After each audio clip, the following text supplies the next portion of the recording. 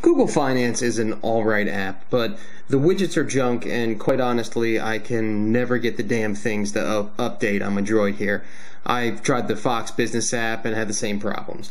Now, I'm sure there's a better stock ticker app out there with some incredible widget that can predict the future or magically make all the money you lost last year reappear in your checking account, but you won't find one with better business news than is available at Bloomberg.com, and that's why I'm so happy that Bloomberg has finally made it onto the Android train and released an app. So let's get into it.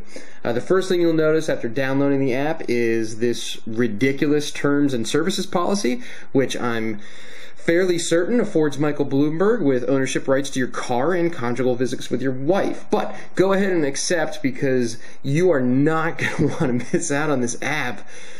Once we're in, the UI is fairly simple. There are roughly 1 gajillion categories for news to choose from. Let's see, I want economy, energy, US, and top stories.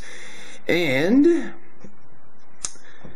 voila, I have all my Bloomberg business headlines in the palm of my hand. The news opens up in the app, so you're not being sent to the internet to have to read the news. Now, seeing as I don't know what a commodity actually is, and the only bond I'm willing to recognize is Daniel Craig, I'm going to move on to my stocks. So let's add a few. The process is very simple. I just click edit, then add. I get some fancy animations. I type in my stock or my company name. I hit search, select the correct stock, hit save, and now I'm tracking Procter & Gamble. One of the other nice features you'll notice here is various options regarding which information to display, and of course, if I want to go deeper, I can touch the company name to see an in-depth summary as well as related news. The entire UI is very snappy, and all the information is immediately at my fingertips. It's really a very well put together app.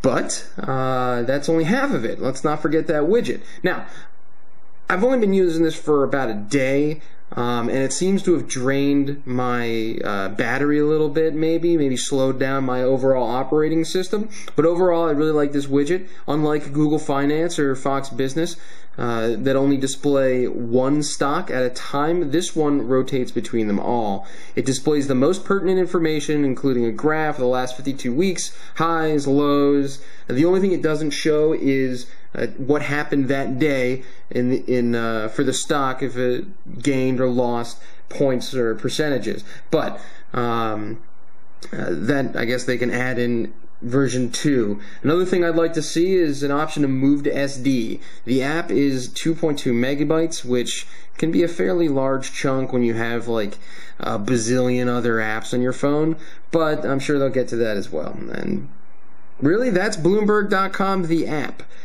For all the latest applications and ones that you haven't heard of yet, visit droidcogs.com.